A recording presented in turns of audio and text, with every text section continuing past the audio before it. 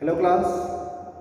आज एक बहुत ही इम्पॉर्टेंट कह सकते हैं आप कॉन्सेप्ट लेके आया हूँ मैं, फजान्स रूल। ये जो कॉन्सेप्ट है काफ़ी बार मैं देखता हूँ बच्चों को कंफ्यूज करता है कि हम polarisation, hydration, polarisability, ionic character, covalent character, ये सारे जो टर्म्स आते हैं ना, इसमें कंफ्यूजन क्रिएट हो जाता है बच्चों के दिमाग में। और ये सारे के सारे जो क्वेश्चंस हैं, जो कन्फ्यूजन्स हैं, वो एक ही तरीके से सॉल्व हो सकता है अगर हम ये समझ पाएँ कि फजान्स रूल क्या होता है। मैं आपको बता दूं, फजान्स रूल एक्चुअली इस बात पे बेस्ड है कि कोई भी जो एटम है अपने मॉलिक्यूल में, अपने कंपाउंड में कौन सी बिहेवियर या प्रॉपर्टी रखता है, और ये पूरा का पूरा जो प्रॉपर्टी या बिहेवियर है ये असल में उस एटम, अगर वो कैटायन है या एटम अगर एनायन है, के चार्ज और साइज पर डिपेंड करता है। मतलब हम इस लेक्चर में हम ये डिस्कस करने वाले हैं कि कैटायन और एनायन का अगर साइज वेरी करता हो, अगर चार्ज वेरी करता हो, तो उसकी वजह से प्रॉपर्टीज में क्या वेरिएशंस आएंगे, और ये सारी प्रॉपर्टी के वेरिएशंस भी फजान्स रूल कहलाते हैं। इसी के हेल्प से आप आयनिक नेचर, कोवलेंट नेचर, या अगर कोई मॉलिक्यूल कोवलेंट है तो उसमें आयनिक, या कोई मॉलिक्यूल अगर आयनिक है तो उसमें कोवलेंट कैरेक्टर पता कर सकते हैं। मैं आपको बता दूं, कोई भी मॉलिक्यूल पूरी तरीके से ना तो कोवलेंट होता है ना तो आयनिक होता है। अगर हमने कहा कि कोई मॉलिक्यूल या कंपाउंड आयनिक कंपाउंड है तो इसका मतलब उसमें कुछ कोवलेंट कैरेक्टर भी हो सकता है, कोवलेंट नेचर भी हो सकता है। उसी का पता लगाने के लिए ये जो थियरी है हेल्प करती है फजान्स रूल। सबसे पहले इसके जो सेलेंट फीचर हैं उसको देखिए। वो ये है कि small cation, large anion, large charges cation पर हो चाहे एनायन पर हो, और कैटायन विथ सेम साइज और चार्ज अगर है तो ऐसे में हम इलेक्ट्रॉनिक कन्फिगरेशन को डिटरमाइन करते हैं। मैं आपको पहले बता देता हूं कि ये रूल पूरी तरीके से इस बात पर बेस्ड है कि हम किसी भी कंपाउंड में कोवलेंट कैरेक्टर कैसे खोजें, कोवलेंट कैरेक्टर कैसे खोजें, ठीक है। तो उसके पहले एक छोटा सा पहले आप ट्रिक देखिए और समझने की कोशिश करिएगा इसको, ठीक है। जब भी कोई भी मॉलिक्यूल बनता है, कोई भी कंपाउंड बनता है, तो उसमें होते हैं कैटायंस।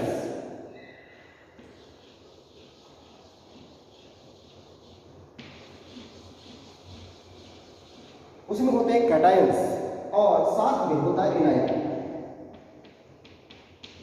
मैं आपको बता दूं, जो एनायन है असल में, ठीक है, बेसिकली क्या होता है, कैटायन का हमेशा एक नेचर होता है, जब भी कैटायन अपना इलेक्ट्रॉन लॉस कर देता है आयनिक बांड बनाते समय, या कभी भी किसी कोवलेंट बांड में भी, जहां पे हम पोलर कोवलेंट बांड की बात करते हैं, वहां पर जब इलेक्ट्रॉन की शिफ्टिंग होती है तो हमेशा ध्यान रखिए इस बात को, पॉजिटिव जो चार्ज है, जो कैटायन है जिसके पास न्यूक्लियस नजदीक है, वो हमेशा ही बगल वाले एनायन को अपनी तरफ फिर से अट्रैक्ट करता है।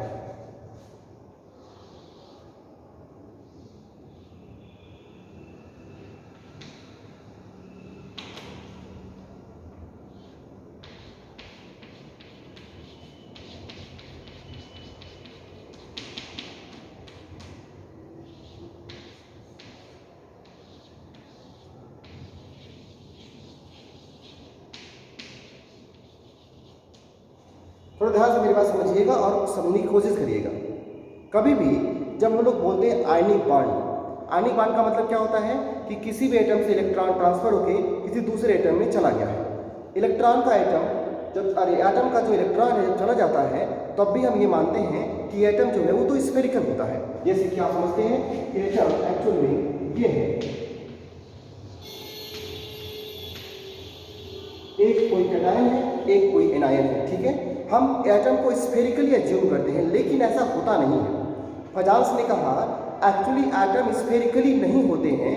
जब भी एटम इलेक्ट्रॉन का लॉस करता है तो वो जब कैटायन बना लेता है तो वो अपने एनायन से फिर से इलेक्ट्रॉनों को खींचता है। हम उसको बोलते हैं डिस्टॉर्शन ऑफ इलेक्ट्रॉन।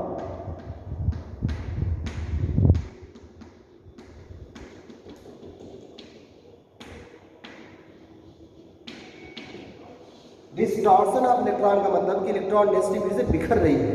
क्यों बिखर रही है? क्योंकि कैटायन आयनिक बांड में इलेक्ट्रॉनों को वापस अपनी तरफ अट्रैक्ट कर रहा है, ये उसका नेचर है। कैटायन का नेचर है इलेक्ट्रॉन को अट्रैक्ट करना, इसलिए वहाँ पे इलेक्ट्रॉन डेंसिटी क्या हो रही है, डिस्टॉर्ट हो रही है, बिखर रही है। बिखरने की वजह से जो उसका स्फेरिकल शेप है वो खराब होकर के आप देख रहे हैं एक दूसरे तरीके से एक पोलर शेप में कन्वर्ट हो रहा है। हम इसी को बोलते हैं कि ये जो स्फेरिकल शेप होना चाहिए था उस स्फेरिकल की जगह पर यहाँ पे इलेक्ट्रॉन डेंसिटी थोड़ी सी अट्रैक्ट होके कैटायन की तरफ जा रही है, जिसकी वजह से वहाँ पे कोवलेंट कैरेक्टर आएगा। क्या आएगा? कोवलेंट कैरेक्टर आएगा।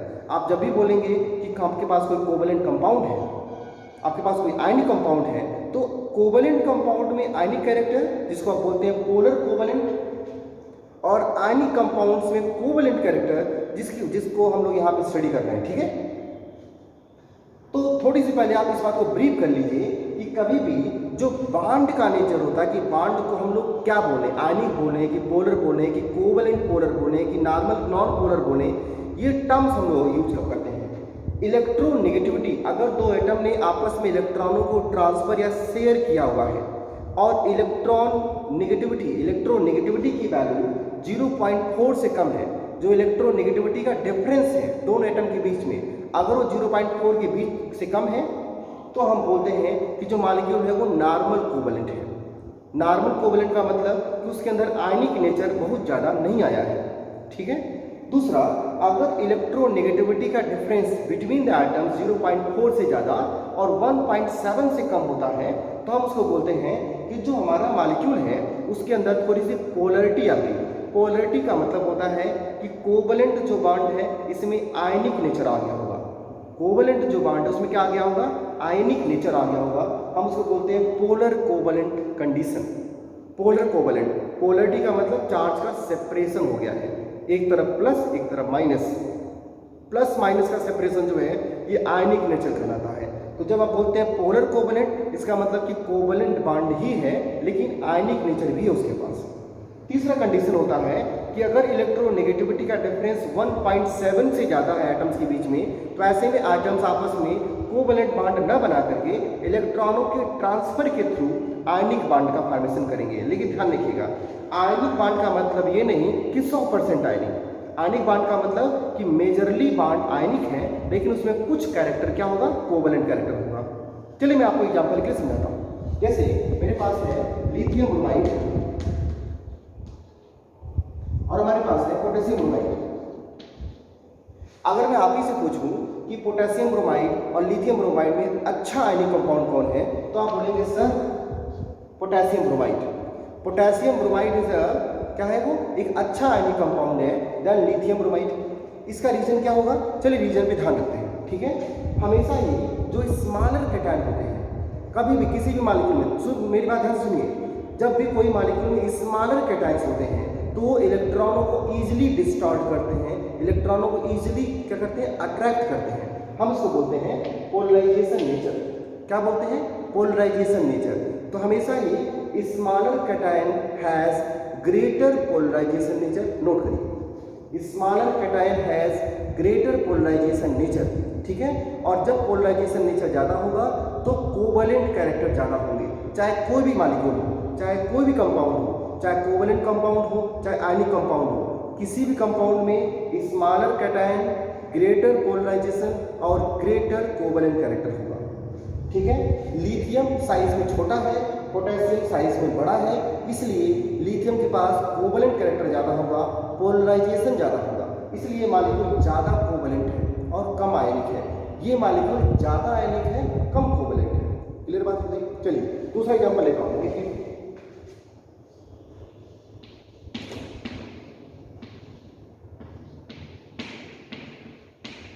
अगर आपसे कहा जाए कि लिथियम ब्रोमाइड और लिथियम आयोडाइड दोनों में कैटायन तो सेम हो गए, लिथियम ब्रोमाइड और लिथियम आयोडाइड में ज़्यादा अच्छा आयनिक कंपाउंड कौन है? अब इस बार ज़्यादा अच्छा क्या है? आयनिक कंपाउंड ज़्यादा अच्छा कौन है? तो आप बोलेंगे सर लिथियम ब्रोमाइड इज क्या है? वो एक अच्छा आयनिक कंपाउंड है देन लिथियम आयोडाइड। क्यों? क्योंकि इस कंडीशन में कैटायन का साइज तो वैरी नहीं कर रहा है। हम अब लोग बात करेंगे लार्ज एनायन पर। जब भी किसी भी मॉलिक्यूल में एनायन की साइज बड़ी होती है, एनायन की साइज क्या होती है? लार्ज होती है। तो एनायन की साइज लार्ज होने की वजह से पोलराइजेबिलिटी बढ़ती है। क्या बढ़ती है? पोलराइजेबिलिटी। ठीक है, लार्ज एनाइन होने से पोलराइजेबिलिटी बढ़ती है, स्मॉल कैटायन होने से पोलराइजेशन बढ़ता है। और लार्ज एनाइन जब पोलराइजेबिलिटी बढ़ेगी तो क्या होगा, कोवैलेंट कैरेक्टर बढ़ेगा, कोवैलेंट कैरेक्टर बढ़ेगा। आयोडाइड साइज में है बड़ा, इसलिए इसकी पोलराइजेबिलिटी ज़्यादा है और यहाँ पे ज़्यादा कोवैलेंट होगा, कम आयनिक होगा। ब्रोमाइड साइज में छोटा है तो पोलराइजेबिलिटी कम होगी और कोवैलेंट कैरेक्टर भी कम होगा, तो ज़्यादा आयनिक होगा। लिथियम ब्रोमाइड इज क्या हो, ग्रेटर आयनिक, ज़्यादा आयनिक है than lithium iodide, than lithium iodide. इस तरीके से आप एनायन और कैटायन के साइज से इस बात का अंदाजा लगा सकते हैं। चलिए डिस्कस करते हैं कि अगर चार्ज बढ़ेगा तो क्या होगा। हमेशा ध्यान रखिएगा, चाहे कैटायन हो चाहे एनायन हो, चार्ज बढ़ने से उसका नेचर बढ़ता है। किसका नेचर, कोवैलेंट नेचर बढ़ता है। ज़्यादा चार्ज होगा तो कैटायन छोटा होता जाएगा, कैटायन पे चार्ज बढ़ेगा तो कैटायन छोटा होता जाएगा, और छोटा कैटायन जो है ज़्यादा कोवैलेंट कैरेक्टर और ज़्यादा पोलराइजेशन रखता है, इस बात को ध्यान रखिएगा। जबकि अगर नेगेटिव चार्ज बढ़ेगा, एनायन का चार्ज बढ़ेगा तो साइज बड़ा होता जाता है, और साइज बड़ा होने से भी पोलराइजेबिलिटी बढ़ती है और कोवैलेंट कैरेक्टर बढ़ता है। इसलिए जितना ज़्यादा चार्ज होगा उतना ज़्यादा पोलराइजेशन और पोलराइजेबिलिटी होगी और वो कोवैलेंट कैरेक्टर को बढ़ा देगी। सेम वे एक तरीका और भी है, जो लास्ट वाला रूल है उनका, कि अगर कैटायन का साइज और चार्ज सिमिलर है, उस कंडीशन में हम असल में चेक करते हैं कि हमारा जो कैटायन है कहाँ से बिलोंग करता है। अगर कैटायन 1-1d पे कोई चार्ज है, कोई भी इलेक्ट्रॉन है और H2, इसका मतलब कि अगर हमारा कैटायन, हमारा मेटल अगर d ब्लॉक का है, और जनरली इसको कंपेयर किससे करते हैं, नॉर्मल किसी दूसरे कैटायन से।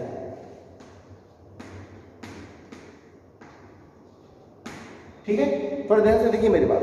अगर हमारा कोई भी कैटायन जो है उसकी साइज और चार्ज सिमिलर है और लेकिन वो डी ब्लॉक से बिलोंग करता है, तो उसके पास कोवैलेंट कैरेक्टर ज़्यादा होगा, उसके पास कोवैलेंट कैरेक्टर ज़्यादा होगा कंपैरेटिवली किसके, किसी भी नॉर्मल दूसरे मेटल के, जैसे कि एस ब्लॉक के मेटल्स या पी ब्लॉक के मेटल्स। अगर एस ब्लॉक का कैटायन है या पी ब्लॉक का कैटायन है, उसके कंपेयर में डी ब्लॉक का जो कैटायन है अगर सिमिलर साइज होंगे या चार्ज सिमिलर होंगे तो डी ब्लॉक वाले कैटायन के कंपाउंड में कोवैलेंट कैरेक्टर ज़्यादा होगा, इसे नोट कर लीजिए। ठीक है, ये बेसिक रूल्स हैं फ्रेजांस के, जिससे हम लोग कोवैलेंट कैरेक्टर को मेजर करते हैं, और इसका एक लार्ज एप्लीकेशन होता है, इसका एक लार्ज एप्लीकेशन होता है जो बहुत ही डिटेल में है, और एग्जांपल के साथ मैं 2-3 जगह पर आपको बता देता हूँ। ठीक है, 2-3 जगह देखिए आप। सबसे पहला मैं लिथियम को लेकर चलता हूँ।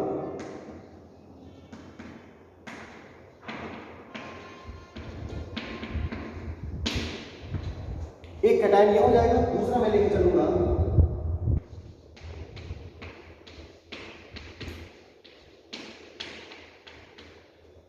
ठीक है। यहां से देखिए, पोलराइजेशन का मतलब होता है डिस्टार्शन पावर, मतलब कि इलेक्ट्रॉनों को अट्रैक्ट करके उसको बिखेर देने की क्षमता किसके पास होती है, कैटायन के पास।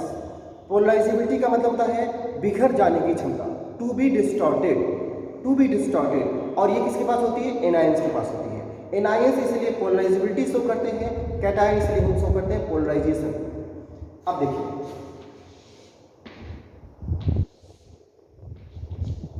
यहां से देखिए, जैसे कि जितना छोटा कैटायन होगा उसका उतना ही ज़्यादा पोलराइजेशन पावर होगा, उतना ज़्यादा उसके मॉलिक्यूल्स कोवैलेंट होंगे, उतना ही कम आयनिक होंगे, और उतना ही उसके पास हाइड्रेशन पावर होगा। सब नोट कर लीजिए, सब नोट करिए। Smaller cation greater polarization, greater covalent character, greater hydration power, low ionic character. इसलिए लिथियम के जो कंपाउंड्स हैं, लिथियम के जो मॉलिक्यूल्स हैं, जैसे लिथियम के जो हैलाइड्स हैं, वो जनरली क्या होते हैं, कोवैलेंट होते हैं, क्योंकि उनके पास स्मॉल कैटायन है। दूसरी तरीके से देखिए, एनायन का साइज जैसे जैसे बड़ा होगा, पोलराइजेबिलिटी बड़ा होने की वजह से, मतलब कि greater polarisability, greater covalent character होता है इनके पास। ठीक है, ये क्लोराइड से लेके कहाँ पे आएंगे, आयोडाइड तक जाएंगे। इसलिए आयोडाइड वाले जितने भी साल्ट होते हैं, आयोडाइड वाले जितने भी साल्ट होते हैं जनरली वो क्या होते हैं, कोवैलेंट होते हैं, जनरली वो कोवैलेंट होते हैं। इसलिए क्योंकि वहाँ पे ग्रेटर पोलराइजेबिलिटी वाला बड़े साइज वाला एनायन है। ठीक है, उसी तरीके से आप दूसरों को भी कंपेयर कर सकते हैं। देखिए कंपेयर करिए,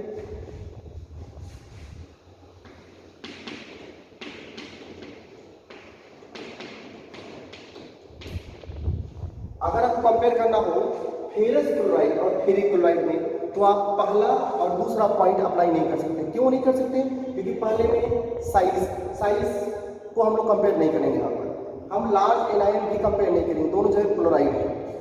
लेकिन अब हम बात करेंगे चार्ज की, हम बात करेंगे चार्ज की, तो मैं बोलूँगा कि लार्ज चार्जेस, आप देख रहे हैं फेरिक पे चार्ज ज़्यादा है, फेरिक पे चार्ज ज़्यादा है, इसलिए FeCl3 ज़्यादा कोवेलेंट होगा देन FeCl2। FeCl2 से ज़्यादा कोवेलेंट होगा FeCl3, क्योंकि Fe पे चार्ज ज़्यादा है। ठीक है, Fe पे चार्ज ज़्यादा है। इसी तरीके से आप दूसरे कोई भी मॉलिक्यूल जिसमें आप साइज और क्या नाम है एनायन कैटायन के साइज पे नहीं आप कंपेयर कर पा रहे हैं, तो आप चार्ज के हिसाब से कंपेयर करिएगा। किसके हिसाब से? चार्ज के हिसाब से कंपेयर करिएगा।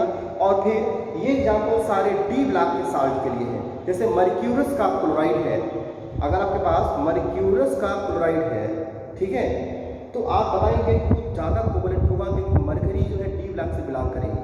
ठीक है, इस तरीके से आप फजांस रूल एक्सप्लेन करिएगा, कोवेलेंट कैरेक्टर और आयनिक कैरेक्टर के बारे में, इलेक्ट्रोनेगेटिविटी बेस्ड कैसे उसको एक्सप्लेन करते हैं। ठीक है, और ये रूल्स का क्या कॉन्सेप्ट है, इस पे और जो एग्जांपल्स होंगे, जो क्वेश्चंस होंगे, मैंने बोला था इस चैप्टर के एंड में हम लोग प्रैक्टिस प्रॉब्लम करेंगे। ठीक है, वहाँ पे मैं क्वेश्चन सॉल्व करवा के आपको फिर से एक्सप्लेन करूँगा। तब तक आप इस पे फजांस रूल पे, ठीक है, थियरी देखिए और इसमें कुछ क्वेश्चन जो आपके पास है उसको सॉल्व करिए। ठीक है, थैंक यू।